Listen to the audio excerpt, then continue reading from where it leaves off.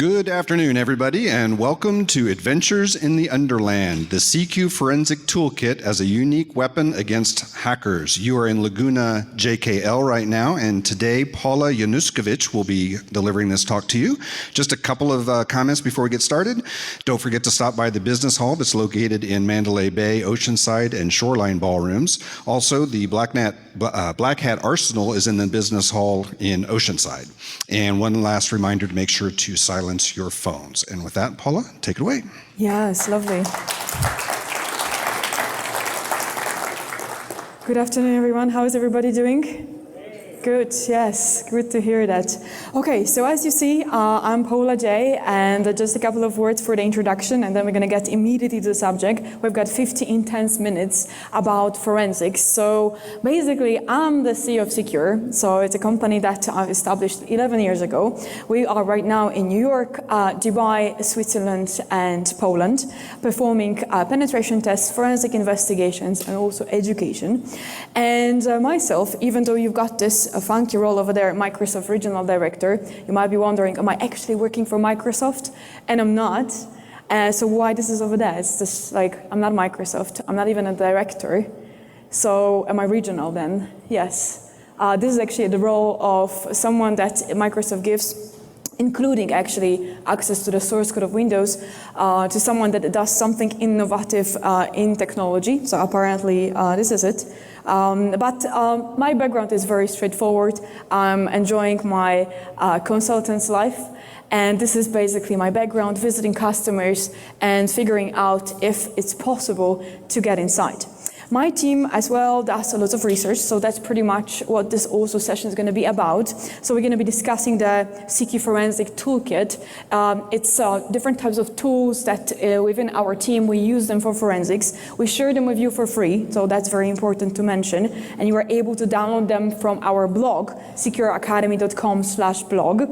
And these are the tools that eventually we figured that we need to have them because during the projects, we simply needed them, and this is how they were created. So we hope, and I hope, that this session, and this is my personal goal for today, is going to bring your forensics, if you're doing the one, to the next level. We're going to be discussing today things like data protection API, because our team fully reverse engineer the whole crypto platform in Windows, and we shared lots of different tools about that. So it's going to be about this. It's going to be about information extraction from Windows. So this is what's going to happen in this 50 minutes. I'm also on Twitter, sharing different types of information there, so feel free to check, and we are good to go. If it's about, of course, my engagements within the different types of events, and if you will be searching for more information, absolutely please do that. Within our team, it's not only myself speaking from our team, you are able to find lots of different types of tools written by our team members out there. Yeah, so that will be a bit for the introduction. Let's have a look at the whole context. So before we actually start the presentation, I would like to share with you one of my favorite stories. And this is my favorite story because it shows different types of looks on cybersecurity that we've got. It doesn't have to be only technology, it can be also something else. And the story is related with our customer in Switzerland, when I was supposed to do the social engineering project, and they are supposed to do the whole analysis that were related with it. So long story short, my job was to get inside the building and steal some data, whatever that way would be, right? So I do start the project like this, that I'm like seeing the customer building, there is like the entrance, so you are able basically to either like use the card teeth and the door will open, or you can type the PIN, but I don't have either of those. Or you can call them, there's like this big bulby camera and they're gonna see you, which if you wanna do social engineering, this is probably the last choice that you would pick, right? So at the end, what I did, there was just this door at the very beginning to the elevator area. I stick to some nice guys back, and don't get me wrong, I'm gonna be very open with you, sorry about that. Being a woman in the guys industry helps a little bit. And blonde also adds a little bit of that. So I like to talk really, with everybody, everywhere, in the elevator especially. I like to meet people, so this is very nice. And the social engineering project is something that I also do within our team. So this is a little bit of a funky combination that allows me to get inside or get into different types of situations, right? So anyway, I'm in the elevator area because I did something that we call tailgating. Just in case this guy turns back or something, I could always smile stupidly, and he's gonna believe it, right? So this is the situation. Now, I'm in the elevators area, yeah? And the situation is that we've got an elevator A and B, and in between those, you've got a pad. And you are able to type, like, just to press the floor number that you want to go to. So this particular customer was spread across 3 floors, 6, 7, and 8. So I'm waiting for someone to actually press floor 6 or 7, because I know that on the floor 8 there was a reception and I don't want to be seen over there. So I'm leveraging a bit of a stereotype of a girl. We've got always like big bags with like lots of things inside. Again, I mean, it fits into the stereotype, so I'm kind of using it.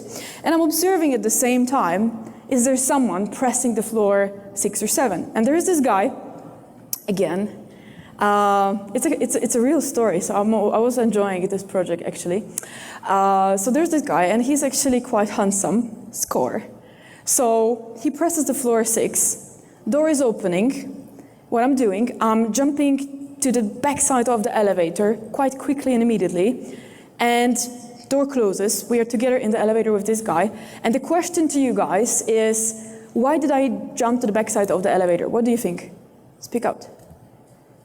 Some suggestions. Put yourself in a... Yeah, he might not notice me, right? So I can be like, oh, I want to be noticed. But okay, that could be actually one of the situations, right? He might not notice me. What else? Make it look natural. Make him look... Make it look natural. Oh, so that is kind of natural? Yeah, it could be. Yeah, I could be pretending that I'm supposed to be there, yeah? So a couple of other things. I could read his mobile phone and so on. Totally yes. But what happened is that when the door closed, we started this conversation, right? And the conversation was, I'm just asking him a question, how are you doing? And I'm smiling, that encourages people to smile back. So he smiles back and he's like, I'm fine, how are you doing?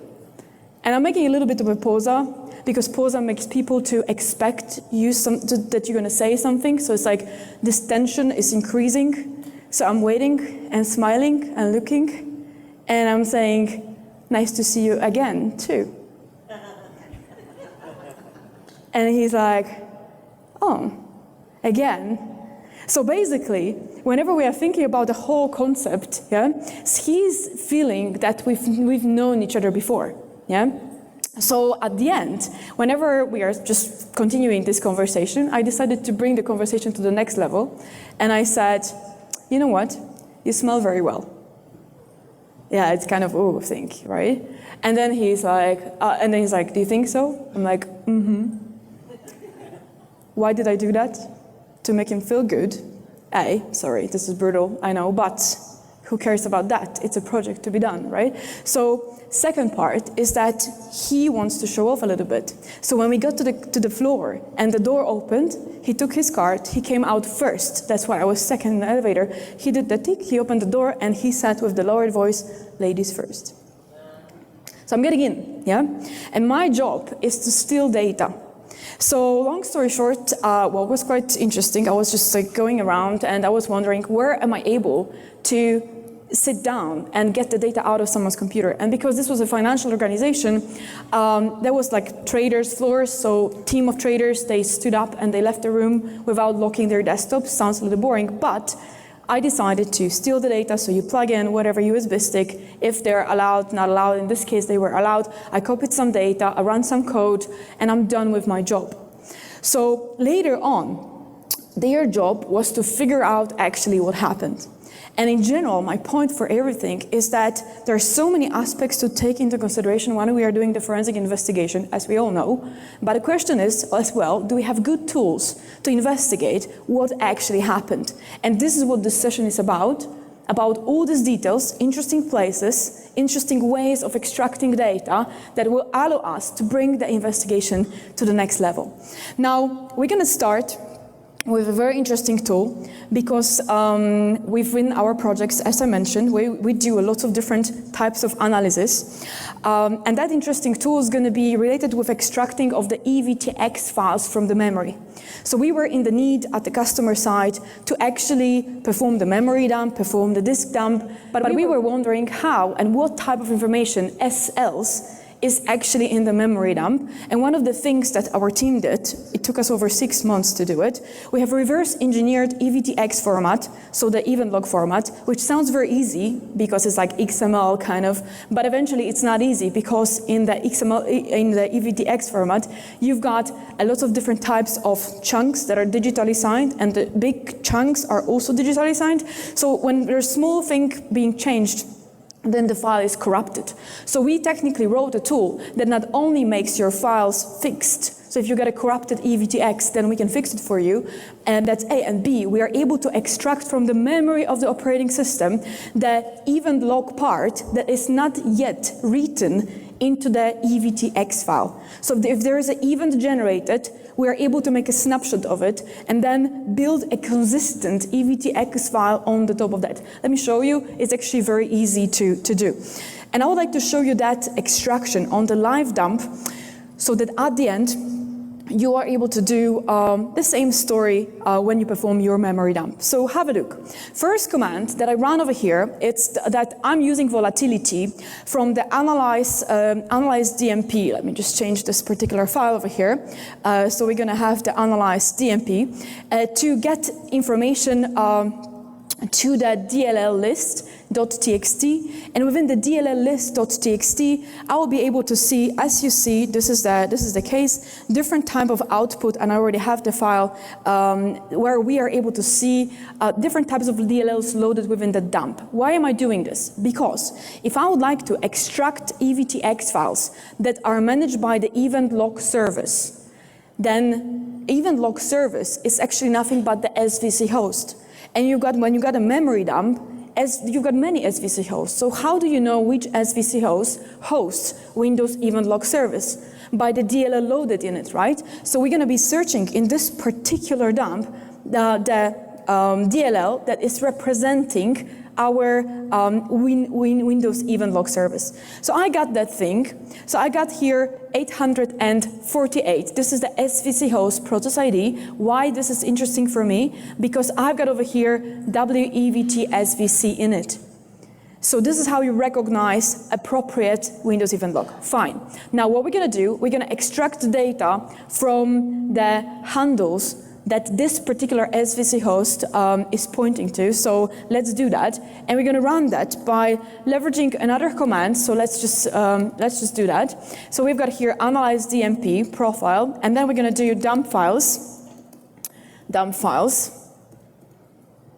And we're going to do -n to preserve the names. We're going to do minus process ID 848 it was. And then we're going to do -D handles and folder, and this is the place where we're going to be extracting files to which SVC host has handles to. And that's going to be the base for us to work to extract data from EVTX files. Now these EVTX files are not consistent, all right? And this is what I would like to show you basically. So what we're going to do over here, this is this folder, and as you see, we are getting the data in the folder, so we don't need more because it's already what we need. So what am I searching for over here? It's simply application log, and we're going to find this guy. Why this one? Because it's big, and it would be nice that you guys can see that that's what we are able to recover. What is this? This is a part of an EVTX file that was actually in the operating system's memory, and that's quite cool. I'm going to take this file, and what I'm going to do, I'm going to paste it into my tool over here, so that at the end, we are able to see how we are able to, of course, recover this type of data. So let me show you the whole structure of the demonstration, right? So I'm pasting this particular application log file over here. So this is this one. I'm going to show it in GUI because at the very beginning it's going to be a little bit more convenient. Just to show you that this file does not actually open. So I'm just going to press enter on it. And in the meantime, I'm going to see on my screen, so let me just move it, that this one says that the event log file is corrupted. Yes, because That's pretty much how they are. They're very sensitive. So I'm just gonna say, okay, fine. And in this folder, I've got also folder out, which is empty. And this particular folder will contain our fixed EVTX. So let's just have a look how simple our tool is at the end in order to fix this type of situation. So I'm going to get into this particular tool, and the tool works like this: CQEVTX recovery.exe, and we specify the input folder with the broken data, and we specify output folder. Here we go, where the data should be stored. So in, out, out, enter, and then it tells me that it successfully recovered 17 records, yeah? And in this particular out folder, we're able to see that this is this application file, and this application file we will be able to open basically in our event log. It just takes a little bit of time, so it's just loading it. So in a moment I will show you, and then eventually we'll be able to read of what was happening with this particular file. Yeah. So this is our application log that we are able to technically get access to. Here we go. Not this one. This one. Here we go.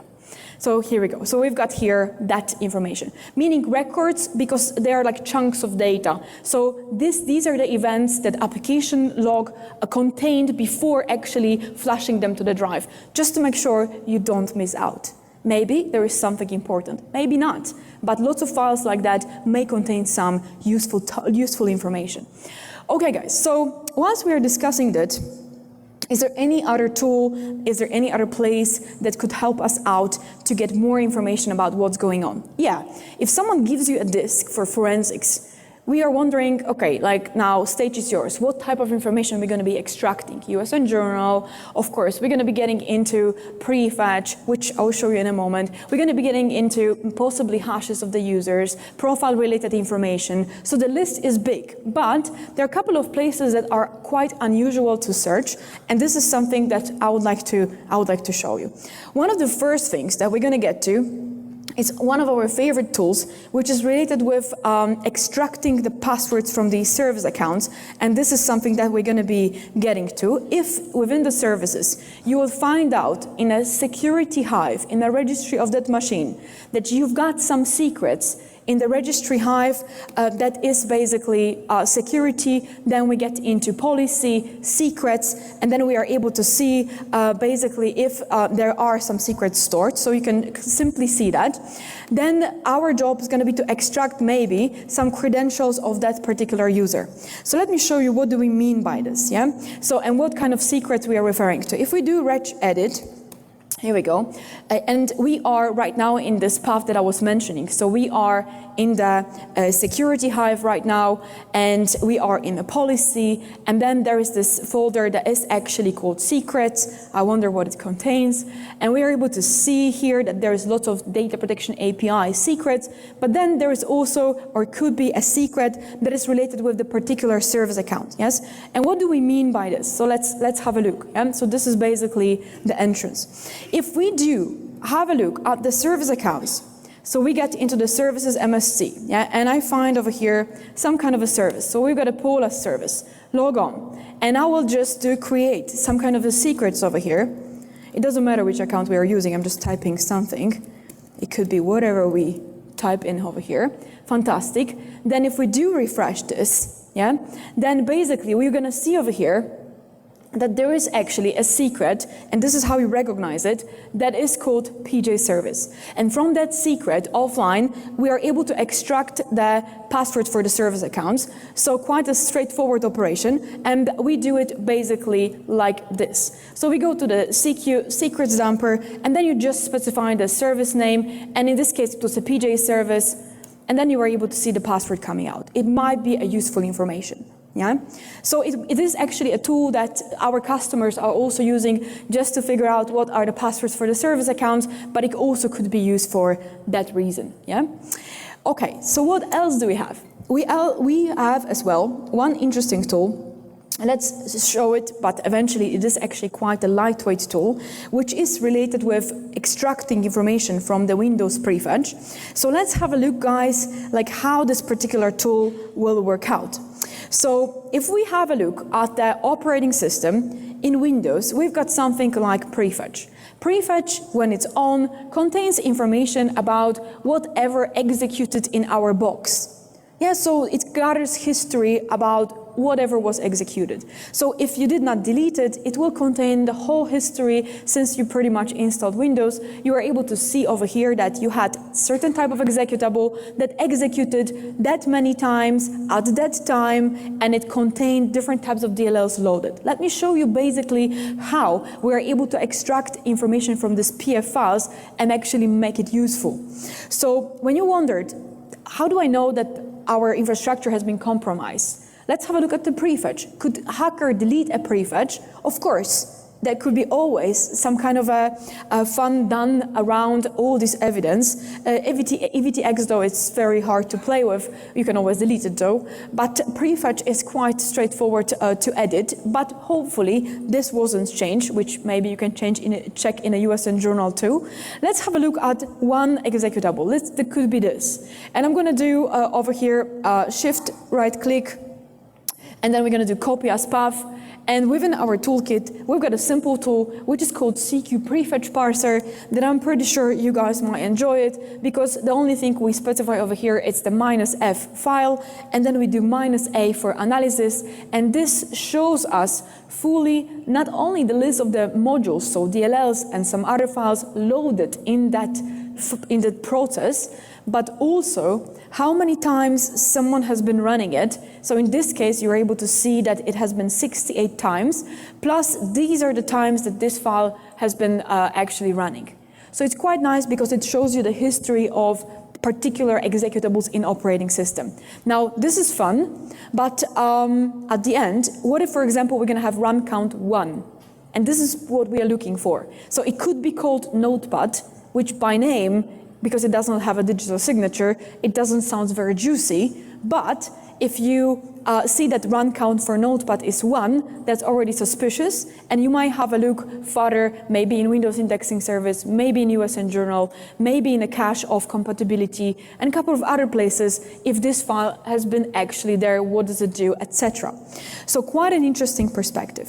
Now, whenever we are thinking about all this data, the prefetch is quite popular, but is there something unusual that can contain useful information that might be containing something that could indicate that something happened in this box? Yes, one of the interesting things that we've been looking at is actually related with extracting data from the remote desktop cache.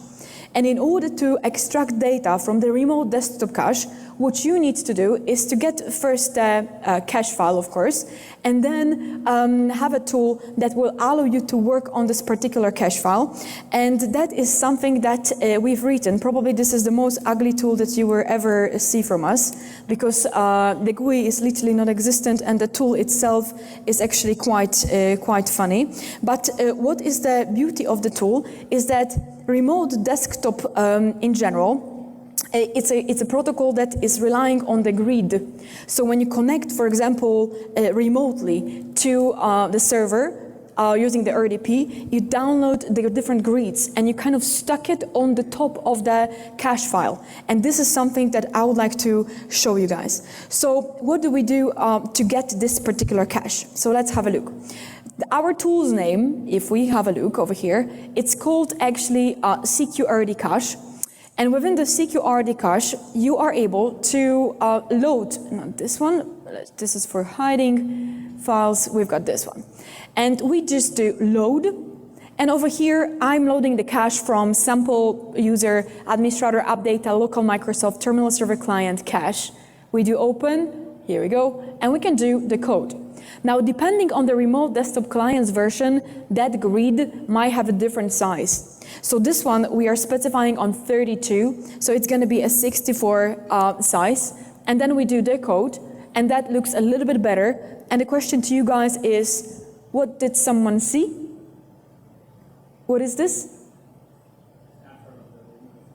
Yeah, it is. Well, it's not a snapshot. It's like the grid that we have stuck in. But of course, it's not a puzzle. So you cannot build logic on the top of that. because it's just stuck. So if someone moves window around within RDP, it's going to be just like, in this weird way, putting the grid, the squares on the top of the log file. So what did someone see? What is this console about? IIS, exactly, thank you, yeah? So we were able to see that someone could see IIS. And this file is big, so you can move in kind of snapshots, yeah, in the file to observe what was actually happening within the remote desktop session. So this is a whole history of whatever happens within the remote desktop session. Yeah, so it's somewhat like recording, but you were able to see that by the square little pictures, yeah? So a little bit of that. Now, whenever we are thinking, of course, about different types of files being deleted, because maybe someone could delete this file, is it possible in an easy way to recover files? Yes, we actually got a tool that is called CQURE that I would like to show you because there's a couple of ways how we're able to delete the files, but the funky part about the tool is that with the super easy perspective, it allows us to recover files also from the MFT, and small files up to approximately 700 bytes when you delete them, and even though when you do it with Shift, and even though when you overwrite the disk, there will be still stored in a clear text in MFT, and our tool allows you to recover that kind of data. Yeah. So this is basically what I would like to show you. So let's have a look at the situation, right? So I've got over here a certain type of a partition. So let me just mount it within the PowerShell so that you can see that we are doing it in a fresh way. So this is it. So we've got a certain path. We're mounting the partition. Here we go. And then this is our X drive over here. So let me take this. And what we're going to do over here in the moment, so this is also our PowerShell case, I'm going to create on this particular partition lots of different types of files that eventually I'm going to delete. Yeah. So this is the demonstration. Let me just pull it out. Yes. So I have created these files. So we're going to wipe me. So what I'm going to do, Shift right click. So I'm just going to select all these files. Shift right click, and we're going to do delete. Fantastic. Yes, we got it. So files are deleted. What else I'm going to do? I'm going to overwrite. Yeah, here that particular partition. So just to make sure the data isn't there, etc. And then with our tool, I'm going to list all the possibilities of what eventually we are able to recover. So even though this data has been deleted and overwritten, we are still able to do a little bit more about that recovery. And basically, when we have a look at the whole concept, is it possible to recover a file? I've got here another command with the CQURE or from the volume X, when we are undeleting the file that is called wipeme8txt, and we are doing the output into the wipeme8txt. Let's have a look. I got a file already like this because I've been practicing before the demonstration, so let's delete it, which will be even better because we'll be able to see that it actually worked out. Here we go. Or we can change the output name, that's fine too. Here we go. And then our wipeme.txt is actually the file that contains the certain type of a content, yeah? So very easy way to undelete files, not only the ones that are stored inside the MFT, but also the file that has been just deleted, yeah? So quite an easy tool, but very, very handy, especially even for your private use when you are deleting the file that you would like to get access to back. Okay, fantastic. So what else is interesting? Now we're gonna get into the subject that is absolutely exciting, because there are plenty of places that contain information, but what is the most difficult part out of that, it's a data protection API. And our team has fully reversed data protection API, so full crypto platform in Windows. And we've got all of the different types of tools, over actually 40 tools that are cooperating with data protection API forensically to give you the data back. So what I would like to present to you today, it's an interesting scenario where our job is going to be to get access to the information that is stored by the user in an encrypted way, and our job is going to be to decrypt it and get access to the user's secrets. So which scenario does this apply to? All of the scenarios where user is storing password in the browser, storing password in Outlook, storing private keys, storing, for example, passwords in KeePass, if the KeePass is relying on the data protection API, remote desktop connection manager, and any other, literally, application that uses data protection API, and there's a plenty of those. So let's have a look, because this scenario is not only important forensically, but it's also important for ourselves. If you ever wondered, if I do store some kind of a secret in my laptop, is it safe? And let's answer that question if you don't mind. So what we're going to do, here we got a user that is actually Windows 10. Let's just use that. And I'm going to log on to the Windows 10 box. Let's have a look, as Freddy. And bring it on. We're going to log on as Freddy using the password. Yeah, I'm showing you this because it's going to be quite important information. Let's do that. So we got it. We can just minimize it. I have no access to the internet with this machine. There's no vulnerability that we are overusing over here. That's how it works, and this is how it has been working for all time. Our team has reverse engineered so that we are able to decrypt everything that moves, pretty much that belongs to the user. Let's see.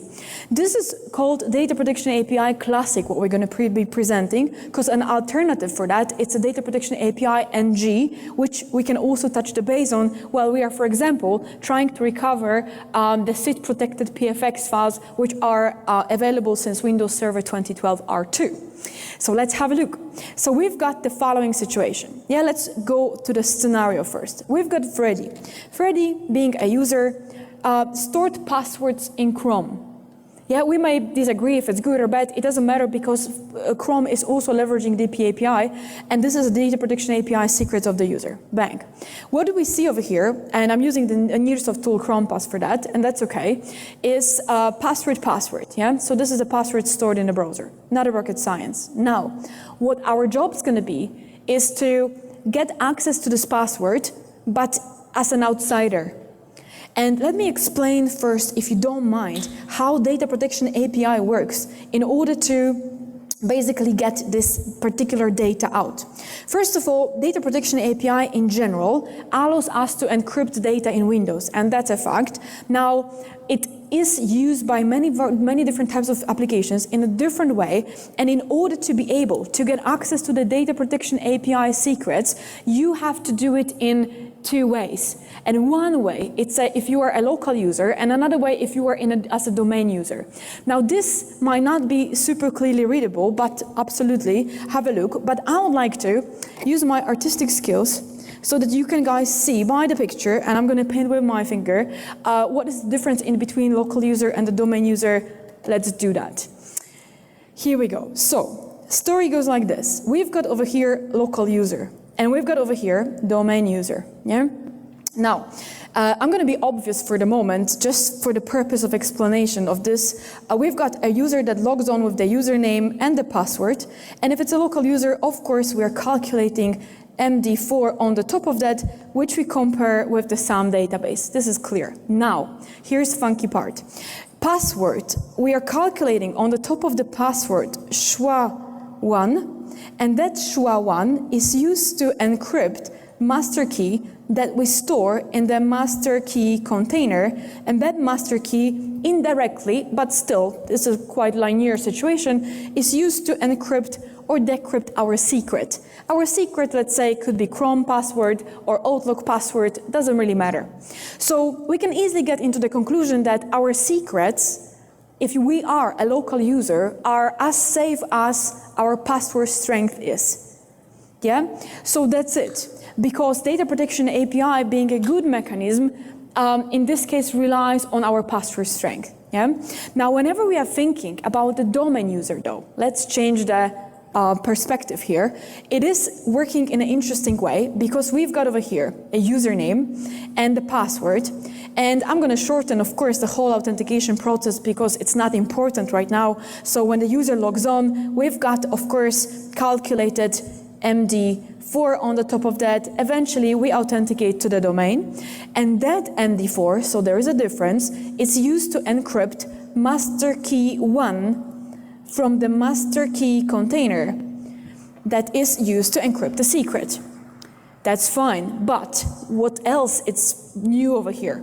So master key 2 it's something that we call, in general, the key that is used within the domain. And the master key 2, it's the same, they're equal, that is also used to encrypt the secret, but master key 2, it's encrypted by the public key of the domain. Here we go. So master key 1 by our passwords hash, master key 2 by the public key of the domain. What is the question that we need to ask over here in order to get access to the master key 2? Where is the private key? Who stores the private key? And there's good news and bad news. Well, actually, both news are bad, but eventually one is better than the other. So bad news is that there is only one public key across the whole domain. So if you are working in a 100,000 people company, public key, it's encrypting master key 2 for every single user being a domain member. What does it mean? It means that whoever has access to the private key is actually able to eventually decrypt all of the people's secrets stored in their profiles. So being that person, it's a bit of a powerful role, isn't it? So let's play this role for the moment to learn what our toolkit can help you with, but at the same time, it could be also dangerous, depends on who is actually using it. So what we're gonna do, we're gonna do this scenario like that. So I'm gonna be back to the Windows 10 client box, and in order to keep this demo linear, I'm gonna allow myself to use offline access just to keep it straight. But we can do it both online and offline to edit different types of data that I'm going to be editing over here. So I'm just going to do it like this because it's quite straightforward. So let me restart this box, because what we're going to do, we're going to overwrite cache logon data, so something that people call cache credentials, but they have nothing to do with credentials.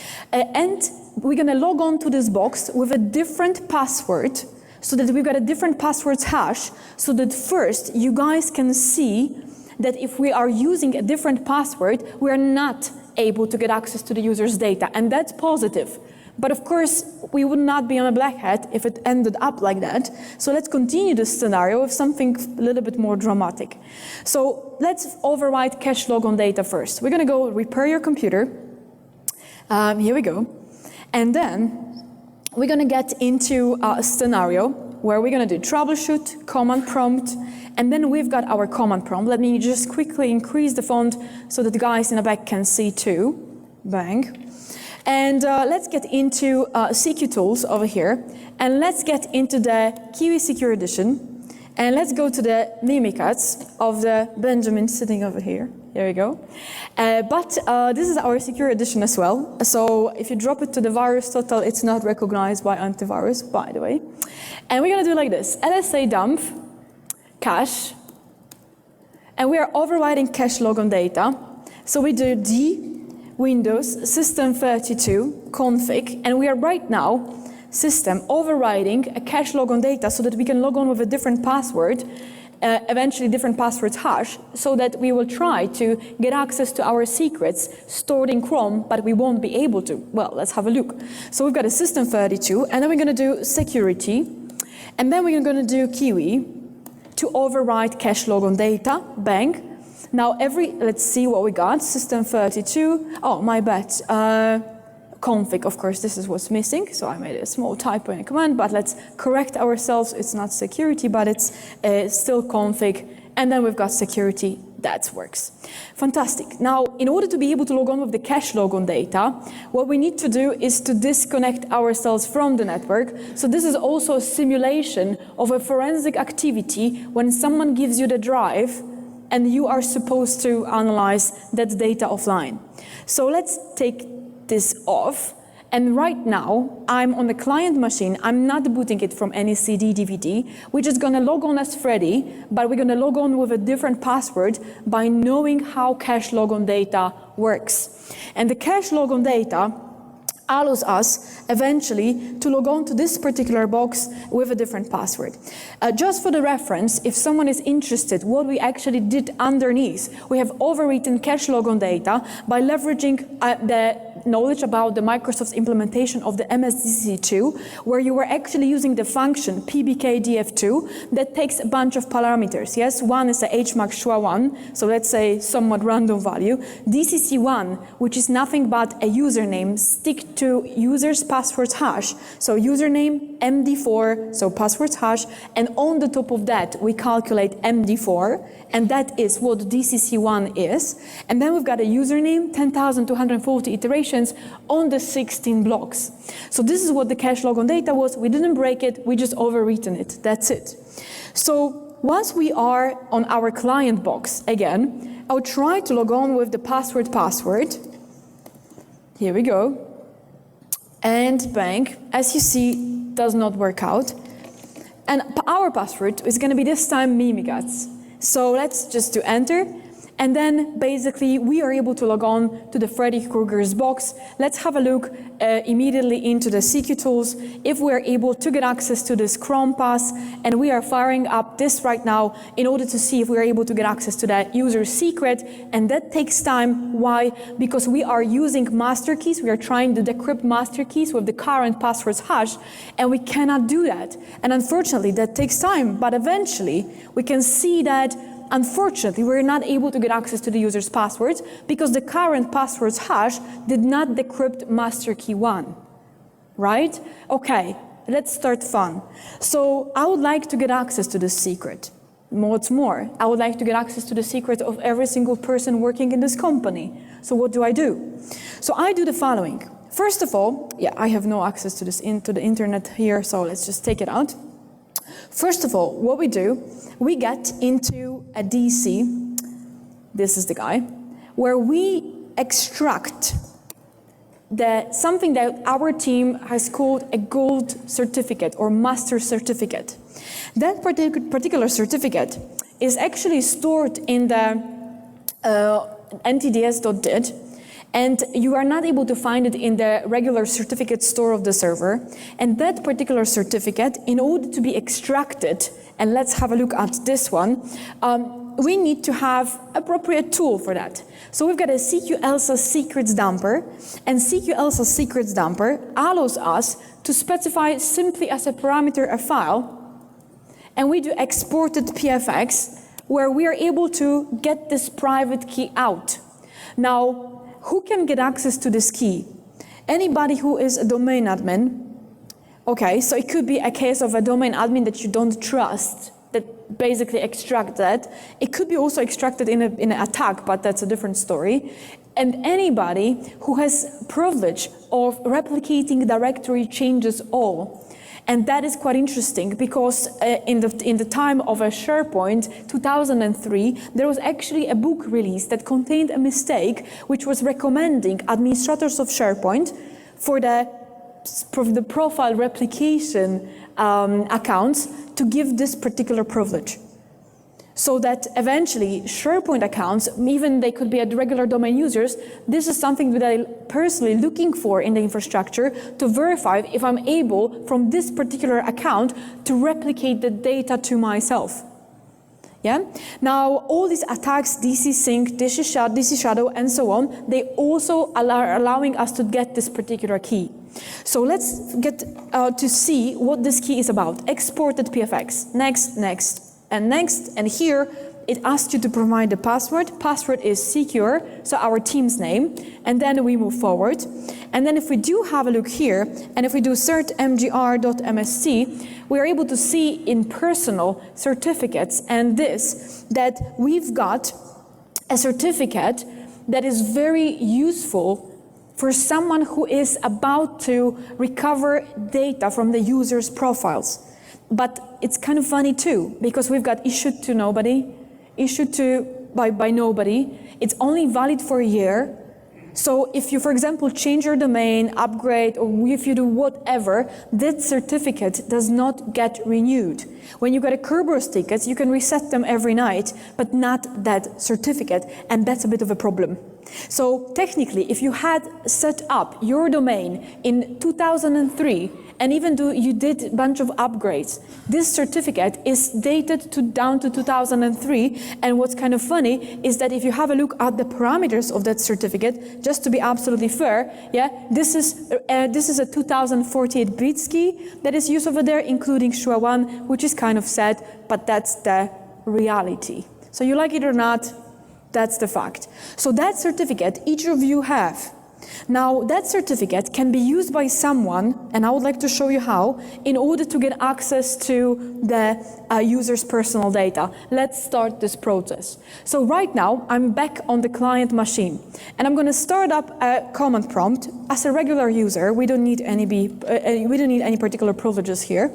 And in order to be able to learn which master key is actually used for Chrome, I'm going to use one forensic tool that we've written. But first, let me give you a little bit of a background so that we all are on the same page in the data protection API. So, master keys are stored for everybody in the same folder. They are stored in the user's, Freddy's folder. We've got AppData, roaming, we've got Microsoft, and then we've got Protect, and then we've got SID, and then we've got master keys stored over here. Now, which of those is used for Chrome? I have no idea, but we know how to check. Okay? So how do we check for that? And this is, by the way, my literally favorite tool that we got, because it shows you a lot forensically. I love it. Let me show you. So here we go. We got it like this. If we get into the CQTools, we've got a tool, DP API, that is called CQDP API Blob Searcher. And CQDP API Blob Searcher, it's just a simple, though very useful, searcher across the data protection API blobs. So if you ever wondered, do I have any secrets in my laptop that I don't know about that are DP API, that tool will tell you this, and you can always maybe delete that, yeah? So here we go. We've got parameters, -f, -r, that I'm going to, -d for folder, -r, -o. So let's use this, yes, as simple as it could be. So we've got a -d, where the Chrome data is stored. In the users, Freddy, AppData, local, here we go, and then we've got Google, and then we got Chrome, bang. And we've got another one, which is R for recursive, and then we've got O for output, where we specify our CQTools, and that's it. And I'm going to stream the output into DP.txt. It's going to take a couple of seconds, and I'm looking in the Google Chrome folder for all the identifiers of the data protection API blobs, so that I can get the master key out, so that I can decrypt the user's secret. Let's have a look. We've got a DP.txt. It's a little small, but let me enlarge it, and I already see the key that we are interested in. Bring it on. That's this B55, yeah? And we can see that this identifier, master key GUID, it's actually the one that is used by Chrome, including using SHA-1 and triple des. That's a different story, yeah? Okay, let's move forward. So we've got B55. Nice, good to know. So let me minimize that. And I'm going to go over here to this folder to search for B55, and I found it. That's this guy. So what I'm going to do, I'm going to work on it. Shift right click, copy as path. Lovely. So let's get into the console. First of all, what I'm going to do here is to generate my current passwords hash. And my current password is Mimikatz, and my current passwords hash will be used to encrypt back master key so that I can use it live.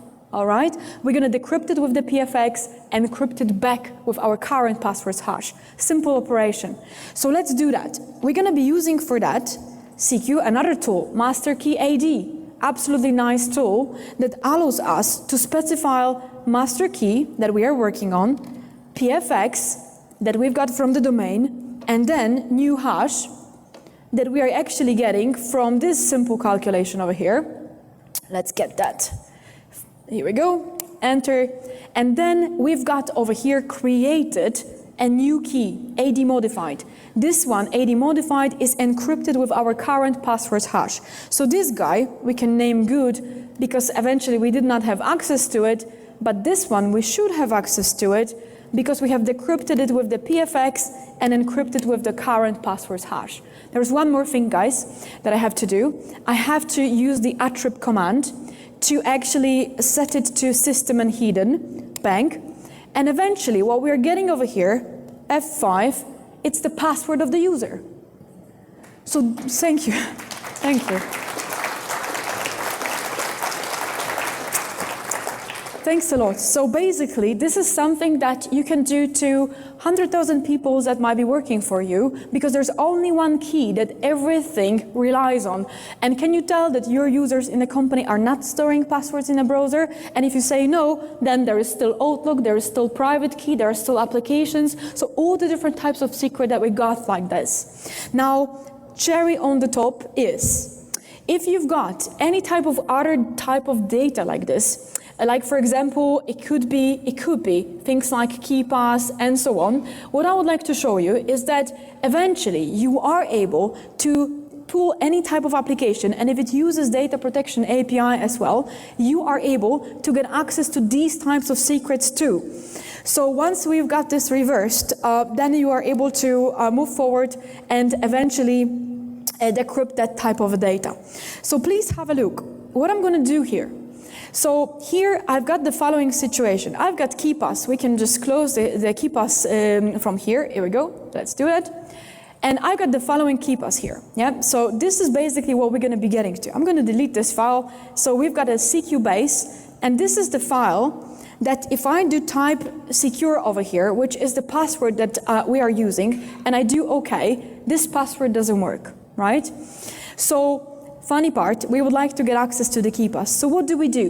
When we were decrypting this master key of the user, we are also able with our toolkit to put it in a clear text. Eventually it has to be in a clear text to be encrypted back with our password hash. So what I'm doing over here, have a look, I'm actually using the entropy of the KeePass, which is the same for all the KeePass. Then I'm using blob that I'm going to be working on. So this is for the KeePass protected user key bin. So it's a file that is actually protecting the KeePass database. And then I'm using the master key, which you can extract, as we mentioned, from basically our toolkit. So that this is this master key that we've been talking about. So master key 1, for example. So once we got that, we're able to get the key over here that is purely used to decrypt the KeePass database. Have a look, guys. That's going to be super quick demonstration. Our toolkit over here, which has a lovely name of a CQDP API KeePass DB decryptor, so easy to remember, right? Has two values, K and F. Let's clear it out and let's use it. So we're going to be using K, and that's this key that I have decrypted, and we're going to be using F for C analysis, CQ base that we could not get access to. Enter. What it says, successfully save re-encrypted file to the CQ base. Let's have a look. So that's basically this file here, and I'm going to open it up, double click. Let's just close this KeePass that we got. Here we go. And then this guy comes to place. We are this time specifying the password secure, because by re-encrypting it, we are able to do that. And then OK, and this is how you manage to get access to the KeePass database. So that's what you got when you are able to reverse data protection API, and within our team, we're providing full toolkit to decrypt data protection API secrets that you guys might find during your forensic investigation. That's what I mean by bringing forensic investigation to the next level. You're working with the data blobs that you can identify as a DP API secret, and then what's next? And this is exactly what we are referring to. So this is a toolkit that is related to the DP API, major toolkit. There is much, much more than that. And this is also part of our forensic toolkits that you guys may want to have a look at. So as you see, and let's get into the summary, we were able to decrypt different types of data by leveraging our toolkits. Hopefully you guys will be able to download it. We are sharing all the tools and knowledge for free. So we've got a CQ.RE forensic toolkit. So make sure that you will not miss out after the black hat. And at the end, of course, I would like to invite you to our team squeeze. Our team is absolutely loving to know more And if you want to know more, there's no registration over here. This is the quiz when you learn. So you answer questions, and if you answer wrongly, we tell you immediately what's wrong. This is a cybersecurity quiz, our 4.0 release that we release pretty much every year for everybody that likes cybersecurity. If you want to have more information, of course, at the end, we've got our blog, and this is CQUREacademy.com, which you can see on the right side, where we also share the tools and this presentation. Thank you so much for coming. I hope it was useful for you.